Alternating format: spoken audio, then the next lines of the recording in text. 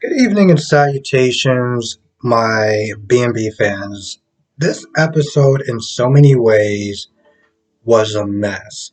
The only thing that was remotely interesting was the Thomas and Brooke stuff.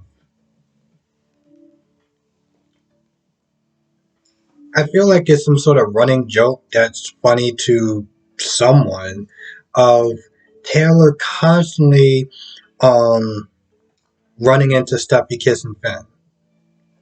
I don't know who it's supposed to be funny to. I don't get the sense of humor behind it, but for some odd reason, it's supposed to be some sort of running joke, um, which is really sad. Oh, Steffi does what she usually does, the parent trapping thing. And Taylor is like, yo, you can't be going out and hiding your phone from your dad when Brooke calls. Like, you can't be doing shady stuff like that.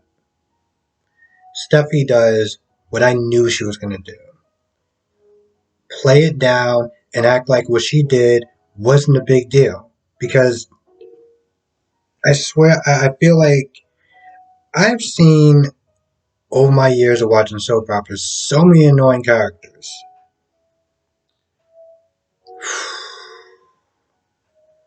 You know, I would almost put her ahead of Smalls from General Hospital because that guy is a disgusting parasite. She's obnoxious as hell, so she is second in my list of can't stand characters of those characters that just come in, your eyes start rolling the minute that they get there. They just have a certain energy and a presence to them that you're just like, oh god, not this person again. That's what it's like every time seeing Steffi. So of course she plays it down and she starts doing a whole pan trapping thing again. And Taylor acts like what she did is just not a big deal. Which of course she's gonna do that because she's in love with Rich. But still, you would think that this woman that's so principled and moral and all that other stuff would put her foot down a little bit firmer. But clearly, both her and that idiot Ridge don't know how to put their foot down when it comes towards Steffi, which is why she turned out to be this pushy, bully, bitchy chick that I generally see on the show. I couldn't even hold back that one. I really could. Um, Now, at some point, Ridge gets there. Ridge gets all emotional about mistakes that he made in his past. And I'm just like, bro, everyone has made mistakes in their past. Today is today. You want to sit there and start whining about your past mistakes? You want to get in line and just join the club? I felt like that scene was just so stupid. So stupid, just out of nowhere. And it was like, hindsight is 2020. I've made so many mistakes that has caused my kids pain, and I made mistakes with you, and blah blah blah. Is this going somewhere, Reg? Are we just deciding to just be emotional because I don't know? It's Friday,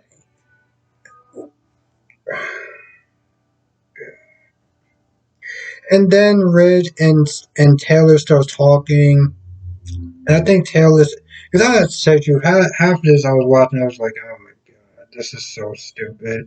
Where is Deacon? Where is Bill? I'll take Liam at this point. Give me anyone except for these people so far. It seemed like whatever Taylor was trying to say, she didn't really sit there and say it. It's like she just kept mentioning. I don't even remember what she said, but it's like it's just a scene that went nowhere. Ultimately, I'm sitting there trying to think of what does she say, and then I'm just like, does it really matter? Does it really matter? Because it didn't go anywhere. Um, Now Brooke comes in and sees Thomas cutting an apple with a knife. And then she starts acting all Karen about it, like, oh, can't you find something less sharp? No. Why would you want to sit there and find something less sharp if you're trying to cut an apple? So Douglas leaves. Douglas leaves, and Brooke is like, yeah. So he's been spending a lot of time here, like in what does she say? An extended sleepover, and it's time to end. She comes in with a lot. She comes in with that. She's like, yo, listen, he's been staying here too long. He needs to go back home. And I'm not gonna lie, even I was like, technically this is also his home. So what do you mean go back home? He's already there. You're not really making a lot of sense. This is where I feel that Hope and Thomas need to have a sit down discussion, but Thomas has not let Douglas leave yet.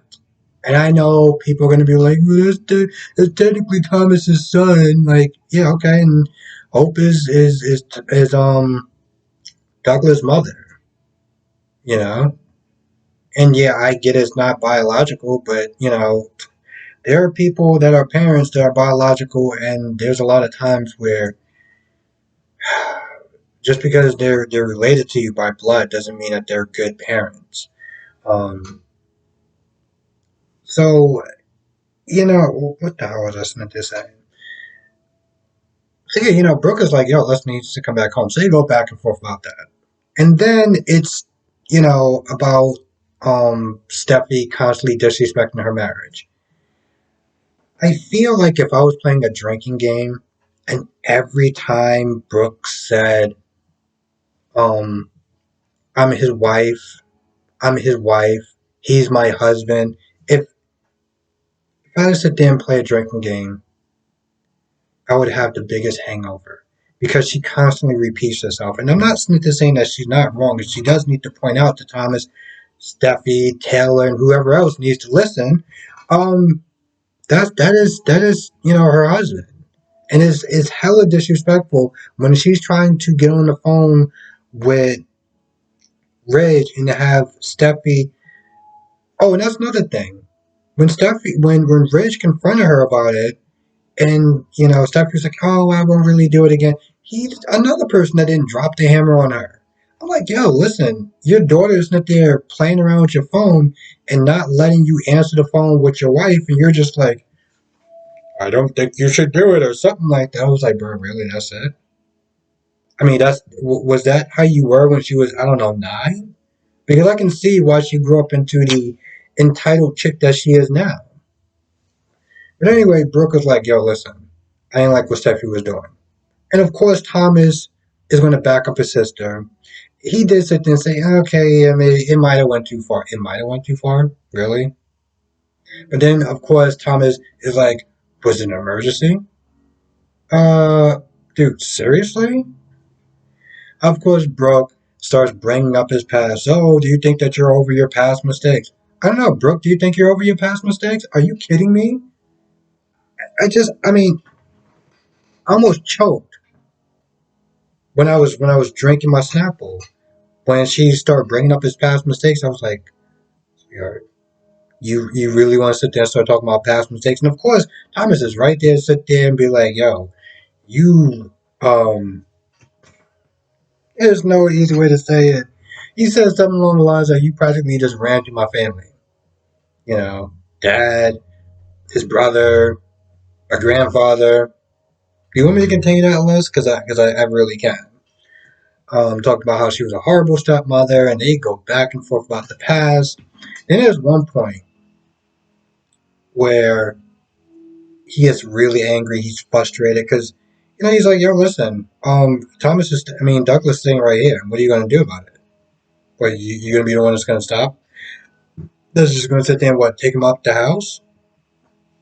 So he gets really angry, and she's goading him. Like she's going back and forth. And I'm like, okay, listen, I get it that Thomas may not be a sociopath now, but he was a sociopath back then.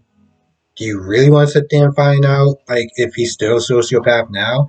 Like, why are you sitting there getting the person who has the sharp knife angry? why are you even arguing with them for? But of course, it's a really stupid question. Because, well, Thomas is Steffi's brother.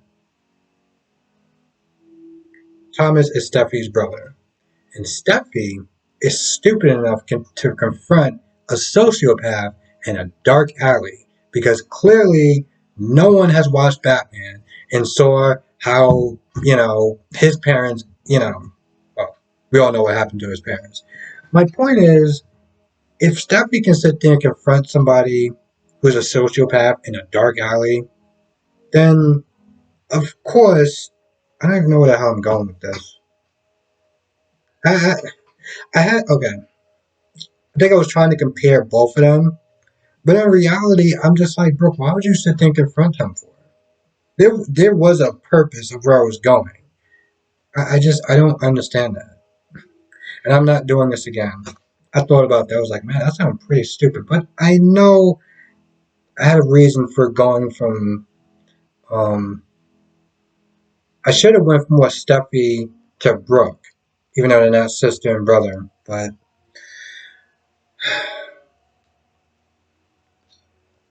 I guess that's what happens when you've been up since 4 o'clock in the morning.